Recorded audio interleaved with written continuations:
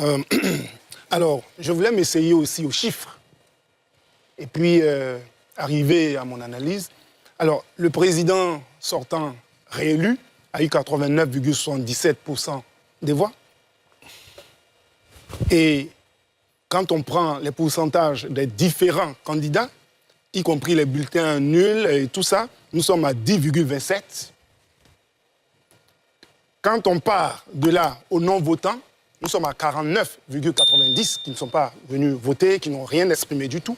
Si vous prenez les 49, ce n'est pas dans l'absolu que je parle. Vous prenez les 49,90% et les 10,27% des 50,10%, environ 4 millions et quelques d'électeurs, nous sommes à peu près à 60% des personnes qui, potentiellement, n'auraient pas ou auraient voté pour l'opposition. N'auraient pas voté pour M. Ouattara.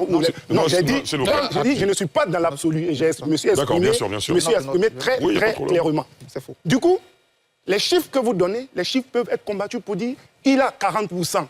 89% de 50% qui font tel chiffre, donc on peut aller dans le chiffrisme et ne pas s'en sortir.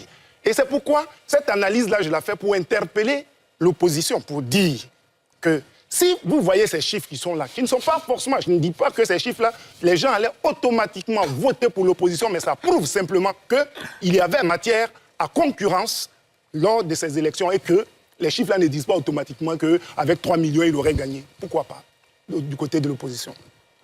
Ceci dit, les leçons qu'il faut tirer, c'est qu'il y a eu encore des morts. C'est comme si la Côte d'Ivoire avait un problème endémique avec les élections. Il faut qu'on arrive au principe de ce que les élections peuvent se faire sans qu'il n'y ait des morts. Depuis 1995, les appels au boycott, les appels tous les différents appels ont conduit à des morts jusqu'à présent. Mais quand est-ce que nous allons pouvoir nous en sortir? Deuxième élément, toute élection se prépare.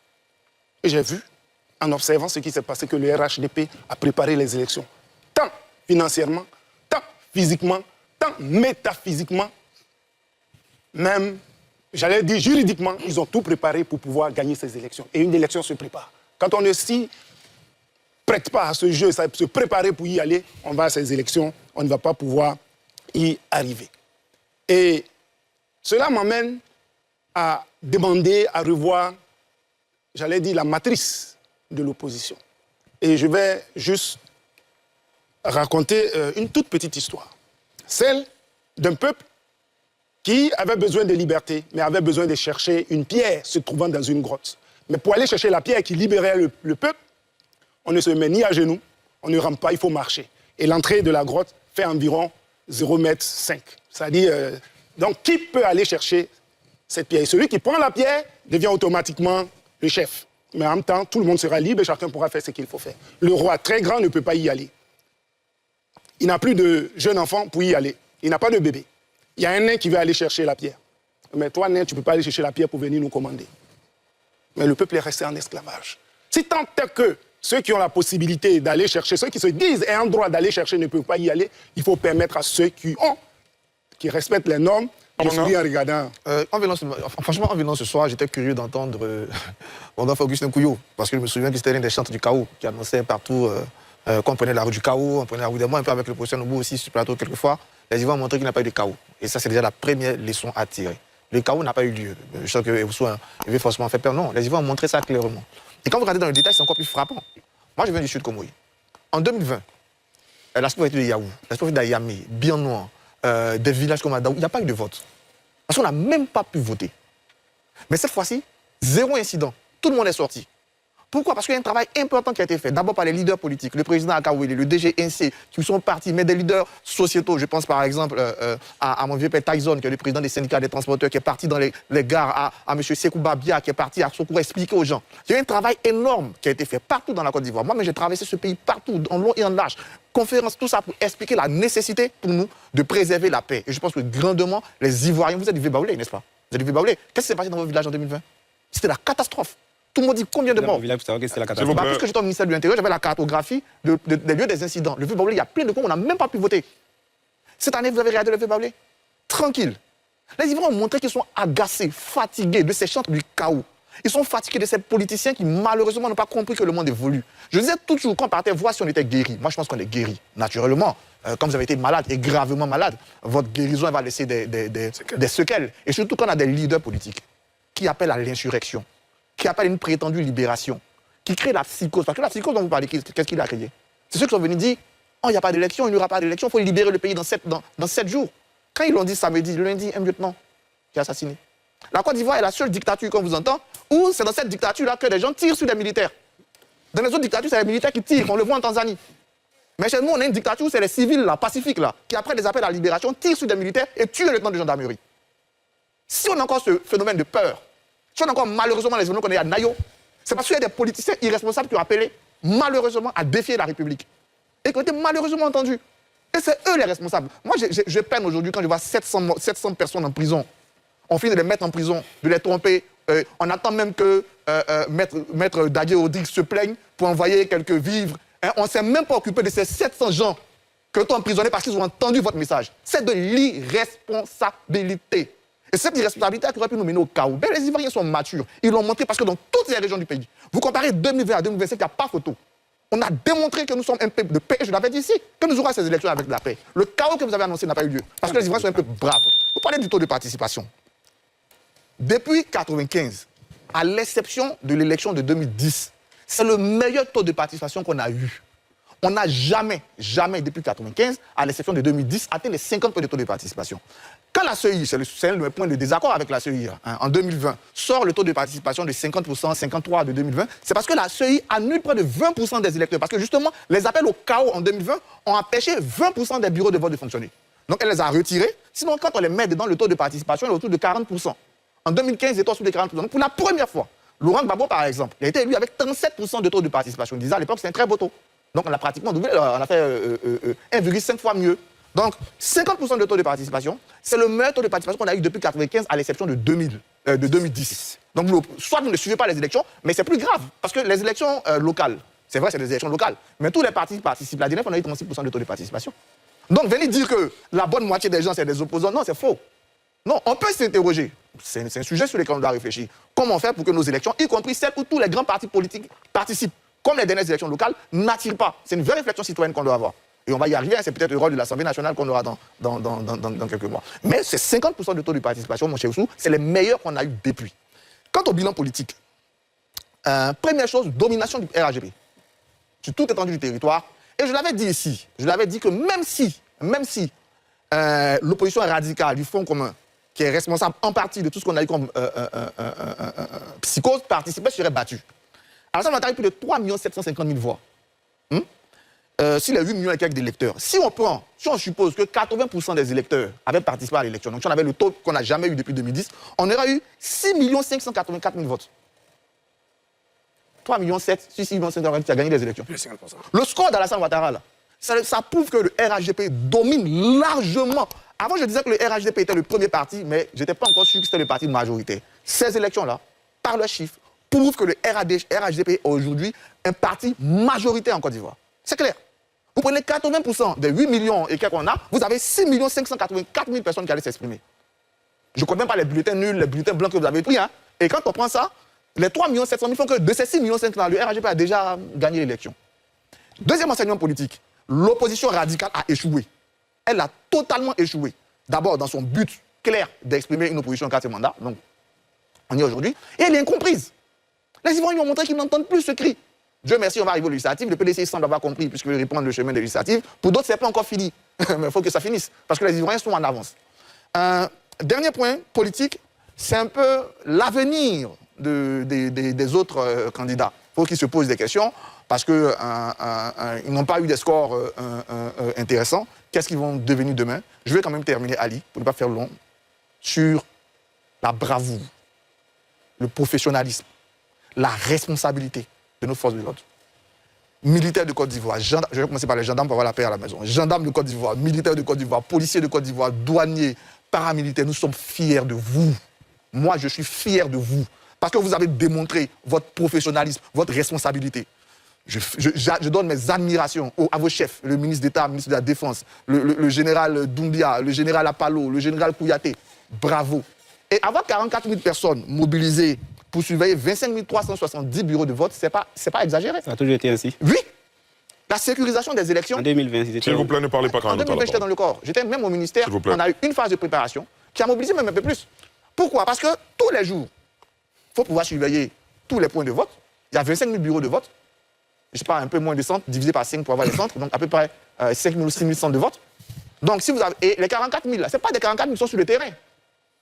Il n'y a que la bonne moitié, voire moins, qui est sur le terrain. L'autre, c'est ce qu'on appelle des troupes de réserve. Des troupes de réserve, pourquoi? Parce que, par exemple, on suppose que ça vote bien à Bakro, ça vote bien à Nenguin, ça vote bien à Sokoura. Il peut y avoir des problèmes à Daou, par exemple. Je ne vais pas de la région d'Abasso que je connais le mieux. Il faut que des forces puissent se déporter. Dans les 44 000, il y a une bonne partie qui est une troupe de réserve. Mais qui accompagne? Il faut surveiller les centres de vote, il faut surveiller le déplacement des urnes, il faut surveiller tout ça.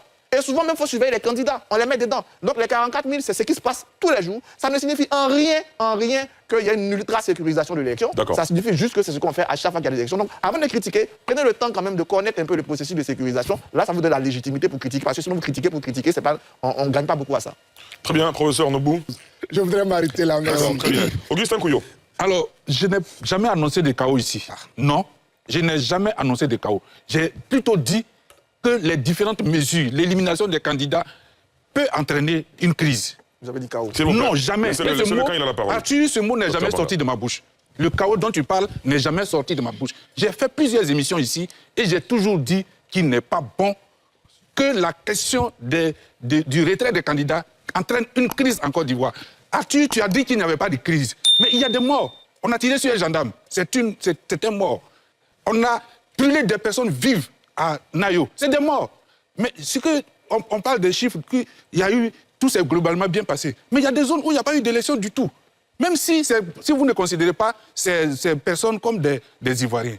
Ah ouais? Oui, non, tu ne le considères pas. S'il vous plaît, ne parlez pas. Mais justement... Mais Augustin, il n'a jamais dit. Non, mais il me prête des mots, je lui dis ce que lui pense. Voilà, donc il faut qu'on sorte de ça. Vous n'avez jamais prédit le chaos. Je n'ai jamais prédit le chaos. J'ai dit que la Côte d'Ivoire va au devant d'une crise. L'idée, c'est de tirer les leçons de ce scrutin, s'il vous plaît. J'ai ici dit que la Côte d'Ivoire va au devant d'une crise.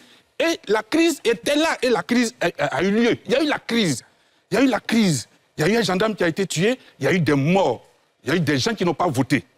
Maintenant, il se trouve que vous êtes venu avec des éléments de langage. De mon jeune frère Arthur, Landry, Arthur, en passant par... il faut féliciter les forces de l'ordre, il faut féliciter... Non, mais je pense qu'on n'est pas à ce niveau. Aujourd'hui, il y a eu des élections, il y a des partis qui ont pensé qu'ils avaient la capacité d'empêcher un vote. Ça n'a pas eu lieu. Ils n'ont pas eu cette capacité. On le note. Mais moi, je me projette dans le futur. J'ai dit, il faut que ces personnes qui ont fait ces appels analysent les choses autrement. Mais il faut être clair sur ces choses-là. On ne peut pas dire qu'on a fait une élection où il n'y a pas eu de problème. Il y a eu des problèmes. Il y a eu des problèmes qui sont énormes. Il y a eu des morts, il y a eu des manifestations. Il y a eu, à Yamoussoukro, il y a eu un couvre-feu. Il y a eu un couvre-feu en pleine ville à Yamoussoukro pendant 2 jours. Aujourd'hui, il y a un arrêté interministériel qui interdit toute réunion qui n'est pas liée aux élections pendant 2 mois. L'arrêté interministériel existe. Vous voyez, vous ne mesurez. Quand vous dites les Ivoiriens ont montré de la maturité en refusant les mots, les appels, c'est votre interprétation des choses. Mais il y a des gens qui peuvent dire que les Ivoiriens ont eu peur de ne pas d'aller aux élections, ou bien les Ivoiriens ont eu peur. Parce que moi, je dis bien que depuis 1995, même s'il y a 10 personnes ou bien 100 personnes qui votent, c'est un État qui organise son scrutin. Et des gens qui n'ont pas l'armée, qui n'ont pas la police, qui n'ont aucun levier de l'État, ne peuvent pas raisonnablement dire qu'ils peuvent empêcher un scrutin. Donc moi, je ne suis pas... on parle de taux de participation qui est le meilleur. Moi, comme je ne sais pas sur quels sont les leviers, les éléments que la CEI a utilisé pour calculer ce taux de participation, mais je ne sais pas. Et je pense que avant l'annonce de ce taux de participation, M. Kibier a dit que lui, il a créé une jurisprudence qui lui permet de retirer les zones où il n'y a pas eu de vote. Donc, ça lui permet de déterminer une nouvelle base de calcul du taux de participation. Donc, je ne sais pas si c'est ça qui a été appliqué pour avoir les 50%. Il a dit ça à quel moment? Il faut peut-être clarifier. Ah si, il a dit. Non, je ne dis pas qu'il n'a pas dit. Augustin Couillot, je ne dis pas qu'il n'a pas dit. D'accord. Je dis, pour nos téléspectateurs et internautes qui ne savent pas qu'il l'a dit, il faut peut-être rappeler en quelles circonstances il c'est a de dit. notoriété publique. Moi, je l'ai vu. Très bien. Voilà, je l'ai vu à la télévision. Donc, s'il vous plaît, moi, comme je dis, je me permets de douter. Mais je veux dire que pour moi, ce n'est même pas un problème. Pour moi-même, je suis allé voter. Je suis allé voter. Parce que je me dis que rien ne m'empêchait de voter, j'ai voté. D'accord. Voilà, donc pour moi, ce n'est pas un problème. Mais j'ai dit qu'il y a eu une crise. On est sorti de la crise, il faut aller de l'avant. Que de... Ah mais oui, absolument. S'il vous plaît. On a eu la crise en 1995. Après la crise, on est allé de l'avant, les gens sont allés aux législatives. Il y a eu la crise en 2000. Après la crise, on est allé de l'avant. Il y a eu la crise en 2020, 2010. 2010, il y a eu plus de 3000 morts selon les chiffres officiels. Mais on a avancé. Aujourd'hui, on a eu une crise qui a entraîné également des morts, même si ce n'est pas des morts à l'appel. Mais il y a des gens qui ont vécu ça dans leur chair. Et ce n'est pas acceptable qu'on minimise leur douleur. Donc, on doit avancer que de venir faire ressasser ce qui s'est passé. C'est fini. Très bien. C'est fini. Merci. Au-delà de ce plateau, il ressort de la réaction des Ivoiriens que bon nombre d'entre eux sont déçus de ce qu'il n'y ait pas des morts qui jonchent les rues. Nous avons lu les commentaires sur les réseaux sociaux. Nous avons entendu, nous avons des voisins. Une certaine prophétie nous annonçait l'apocalypse. Et c'est sur le fondement de cette prophétie, au-delà des mots d'ordre de leaders politiques qui ont plutôt préféré avoir des propos édulcorés, incapables d'assumer leur leadership et leur engagement. Des jeunes sont sortis. Des gens comptaient les heures le 25, espérant une certaine éruption volcanique. Mais pendant ce temps, il y a bon nombre d'Ivoiriens qui se sont tués en priant pour la paix. Pendant ce temps, les intentions de prier, les intentions de penser étaient pour la paix. Et si on dit que les Ivoiriens avaient peur de qui? De qui avaient-ils peur? Qu'est-ce qui les faisait peur? Quelle était la mécanique engrangée pour que les gens aient peur? Je ne crois pas que ce soit l'État ivoirien qui leur fasse peur. C'est plutôt l'annonce de la catastrophe qui leur faisait peur. Donc si des gens se sont abstenus de sortir parce qu'ils avaient peur, il faut bien trouver le point fouettard ailleurs. Il faut assumer, il faut dire, c'est important. On nous dit, il y a eu 44 000 forces de défense et de sécurité sur l'ensemble du territoire national. Ça dénote que, comment dirais-je, on n'était pas très serein, etc. Mais souvent j'en ris. C'est-à-dire, un État sérieux n'est pas celui à qui on dit, regarde de l'autre côté là-bas, on se prépare quelque chose contre toi, et puis on va s'arrêter là, le chef d'État va dire, les nageurs au dos rond, on vous voit venir. Non, je termine, Ali. Ali, vous savez, il faut que les Ivoiriens se rendent compte qu'enfin nous avons un chef de l'État qui, face à la menace, apporte une réponse appropriée. Alassane Ouattara était en face de deux adversités. Une adversité démocratique et électorale, et une autre adversité qui était de l'ordre de l'insurrection. Et lorsqu'on voudra me dire que c'était une insurrection, les mains nues, c'est faux, puisque nous avons les éléments qui nous ont été présentés, des militants tenant des armes à feu, et il y a même un gendarme qui était tué. Donc face à ça, on ne peut pas s'étonner que l'on ait pris les dispositions qu'il fallait prendre face à la menace. Et si on a pu contenir cette menace-là, il faut féliciter l'État. Parce que le rôle du président de la République est de garantir la paix et la tranquillité. C'est son rôle, c'est sa mission au titre de l'article 54 de la Constitution. Il aurait échoué. Il aurait échoué. Et si la Côte d'Ivoire basculait, c'est vrai que dans certaines zones, il y a eu du grabuge, mais le rôle de l'État est de rétablir l'ordre. Vous ne pouvez pas empêcher tous les voleurs de tenter de mener leur forfait. Mais lorsque c'est fait, lorsqu'un crime, un délit est fait, il va falloir rétablir l'ordre. Et c'est ce qui a été fait. C'est pourquoi est-ce que ce soir, nous sommes sur ce plateau. C'est pourquoi est-ce que ce soir, nous pouvons nous exprimer, chacun selon son point de vue. Et c'est important de le préciser. C'est pourquoi est-ce que ce soir, à Nayo, des leaders politiques comme Charles Blé Goudé se sont rendus, ont traversé la Côte d'Ivoire pour se rendre à Nayo parce qu'il y a la liberté de circulation et les gens sont sécurisés. C'est le rôle de l'État. Très bien. Et donc, face à ce que l'on annonçait comme étant une crise ou une catastrophe, quelle que soit la terminologie, le rôle du président de la République, chef de l'État, était de pouvoir contenir. La réponse a été efficace. Nous regrettons les pertes en vies humaines. Oui, nous les regrettons. Mais comparativement à 2020 et à d'autres dates, nous avons réussi quelque chose. Il faut le féliciter. C'est important au moins. Dire merci, féliciter là. Ce n'est pas tomber dans le triomphalisme. Non. C'est de savoir qu'on est un État qui est sérieux, qui est capable de contenir les menaces internes et donc il rassure autant les Ivoiriens que toutes sortes de partenaires qui travaillent en Côte d'Ivoire. Très bien. Docteur. Concernant la relative paix, je voudrais dire par là ce que nous qualifions de calme, de tranquillité lors de ces élections. Je veux qu'on nuance un peu les choses.